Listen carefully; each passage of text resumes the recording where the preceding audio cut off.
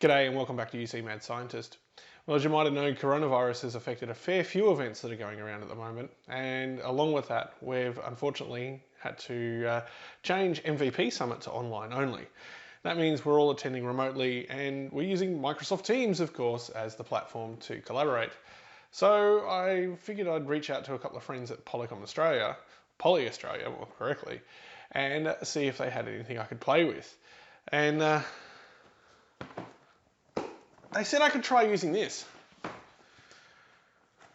I think it's a bit big, but hey, let's open it up and take a look.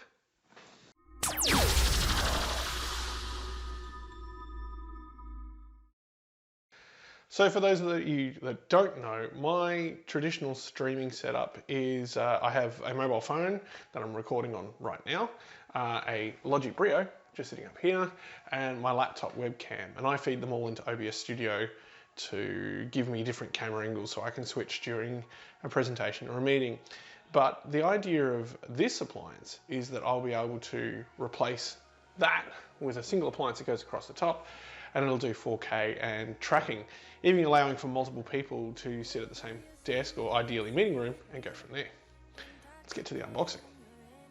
Okay, so let's have a look at what's inside this ridiculously huge box and see if we can get it set up in time for Summit. So, I've not opened this before. No idea what's inside. I've got an idea of what's inside, but no idea how it's packed or anything. Oh, I don't think I'm the first one to get this. Inside we've got some packaging, and there it is, the Poly Studio. So this one will still have some Polycom branding on it, as it is a pre-release unit. We have a remote that comes in the box. Let's have a look at that. If we can get it out of the box. So pretty full-on remote with the ability to hang up and answer. That just sends HID controls, focus adjust, Bluetooth pairing, mute, and pre-canned positions. So you could navigate around to a particular position, press and hold and store that, and then recall between two positions. But we won't be using that. We'll be using the built-in automatic speaker tracking. So we'll put that to one side. And we have the studio unit itself.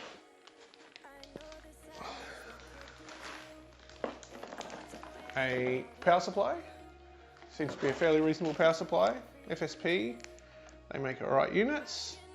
We were looking at 12 volts at 5 amps, so pretty good power supply, I'm not concerned there. Also handy, it takes an IEC input, so that's useful for integrators. You don't have to worry about making a plug that suits your solution. And a USB-C lead, so similar to some of the other solutions, it comes with USB-C on one end and USB on the other.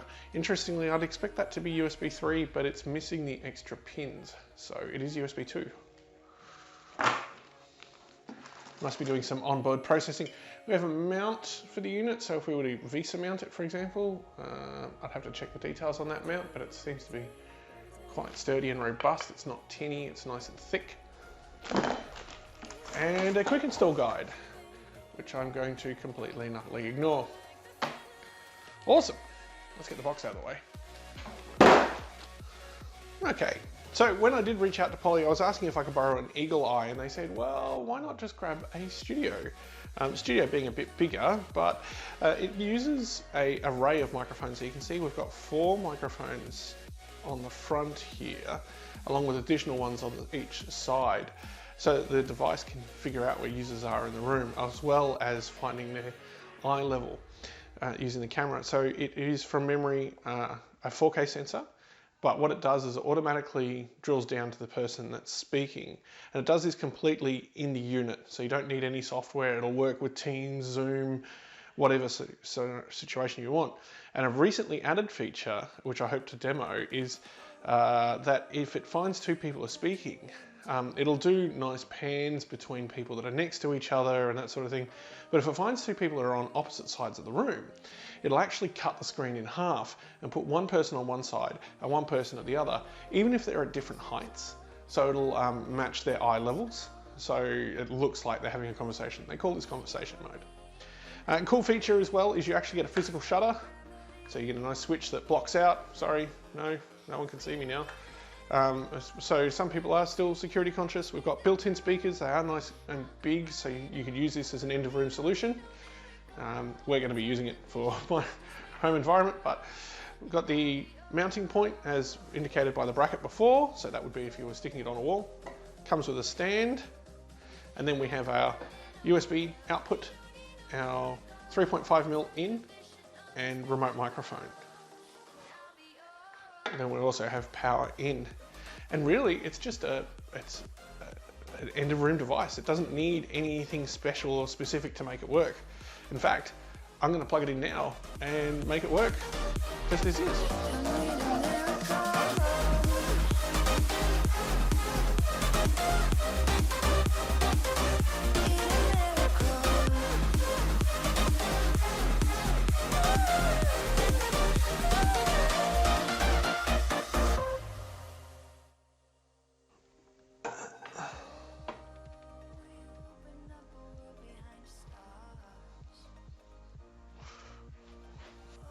Okay, so I've just placed it up on top of the screens for now. Lucky for me, my monitors are pretty heavy duty, so they can hold this. It is a bit heavy, so if you're going to mount it on anything, I'd recommend using the included mount. But now it should just be as simple as plugging in power and plugging in USB. Let's give it a shot. So we can see the units booting up there by the status indicator.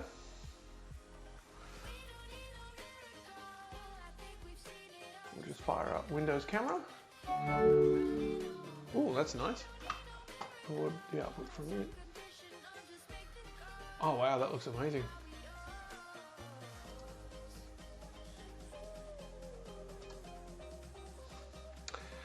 So you can see it just appears as a device, and the device itself is automatically panning around. So you'll see the LEDs on top have moved to the right hand side, that it's indicated it's found me over on the right side of the screen, and it has changed the view to automatically frame me. So at the start, when I first started speaking to the camera, the kid's bike was in frame. I didn't realize I had such a wide angle of view, but now I can move over here and start talking, and the device reframes automatically. So the LEDs at the top move to show that it's reframed, and back over here, and I'm not doing anything. The remote's over here. So this is all completely automatic, and the quality is coming through quite good. I'm not using my external lights or anything. I can try turning that on and see if it makes much difference. That's incredible, even down here. And we'll talk up here, and it frames just as well. We'll come down here and we'll see how quickly it reframes, and that's incredibly fast. It frames really well. It captures the essence of what I'm trying to do. This is a great way to attend MVP Summit, and like I said, it was 2 plugs. I literally pulled the USB out of my existing camera, plugged it into the studio, and plugged in power. So let's check out what happens when we go into a call. So by default, I've got Skype running. You can go away. And I've pressed the call pickup button just here. So call pickup, and you can see Skype is ready to dial. I hang up. When that's meaning it's using the HID interface for like it's a normal headset or something similar. So the advantage there is that I don't have to go and configure anything or make it work. It'll work with whatever client that I want. So, but let me just grab someone else and we'll see what happens when we're framing multiple people. So what's this camera tracking about then? Well, as I did say when I first unboxed the unit, it has a 4K sensor, but it also dynamically zooms in on content, as a lot of meeting room scenarios don't really care about 4K content anyway. So in this case, I'm standing up near my desk and it's automatically zoomed and panned into me. But I've actually brought my eldest son into the room, Lachlan, to talk about his day at school today. G'day Lachlan, how you going? Good, how are you? Good. What did you do at school today? Today I went to the gym and I did lots of working out, and most of that was doing the beat test. Okay, so beat tests are not fun. I remember doing those. And they're not fun. No. They're So you can see that it's automatically, Lachlan was speaking and it panned to him straight away. It did a nice sharp cut because he was so far away. but didn't realise that we were both having a conversation and zoomed out. Now, as we speak more and more, where we need to be tight in on each other, the idea is that eventually the camera will get split down the centre. So, Lachlan, what did you do during your beat tests? During the beat test, since we were all running at once, Yeah. what we did was we just went away and ran the laps and ran with the beats, and I made it about halfway through. So we're not using conversation mode at this point because we're not talking back and forth. What did you have for lunch today? Today I had a wrap. And then what did you have for morning tea? For tea, I had this bar thing. Yeah. No, I had Oreos and shapes. And where did you get the Oreos from? I got it from the cupboard. My Oreos. No, the ones that then brought in. So you can see in that sort of scenario where it detected we were having a conversation and it split the screen down the centre.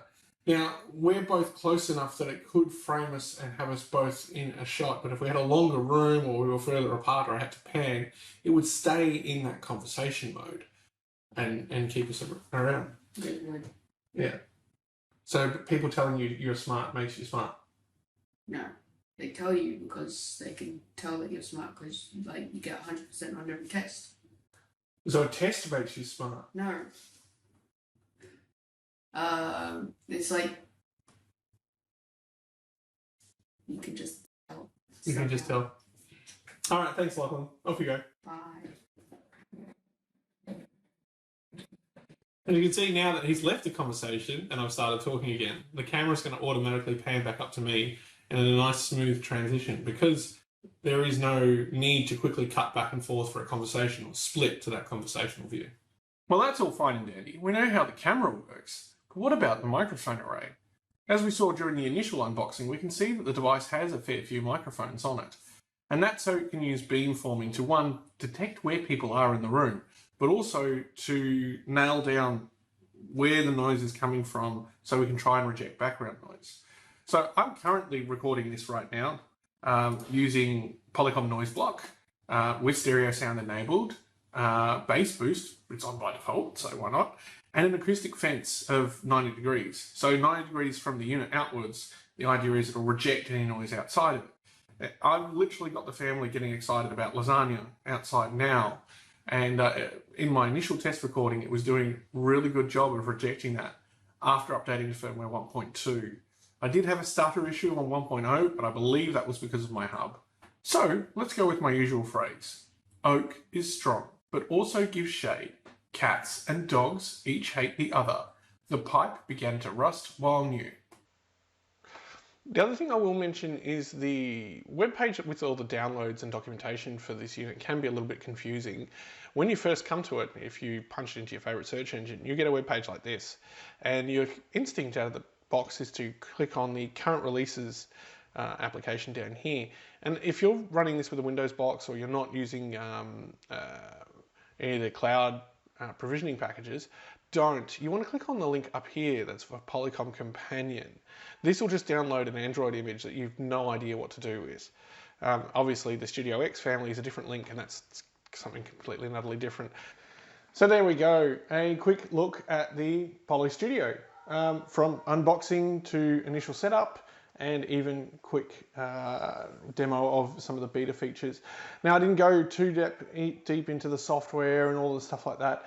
I can make one of those videos if you're interested, but I find that usually if these get too long, people stop watching. So as usual, if you do like me making videos like this or you want more information on products, please comment on the YouTube rather than reaching out on Twitter because it helps on the algorithm and that sort of jazz. I'm not going to tell you to subscribe and click the bell or to check out an ad from Raid Shadow Legends. I'm not a shill like that. But if you do enjoy the content, please let me know. It takes time to make. It takes time to kiss up to vendors and get the hardware. So the only reason I really get it is I like showing you guys how it all works and I love playing with technology. So there you go. Next on the cab, I do have a Yeelink phone that Yeelink have been chomping at the bit for me to get, and I've got 2 other boxes from Poly to get through. So Thanks for watching. Catch you next time. Oh, you mother... 2 massive gouges in the desk.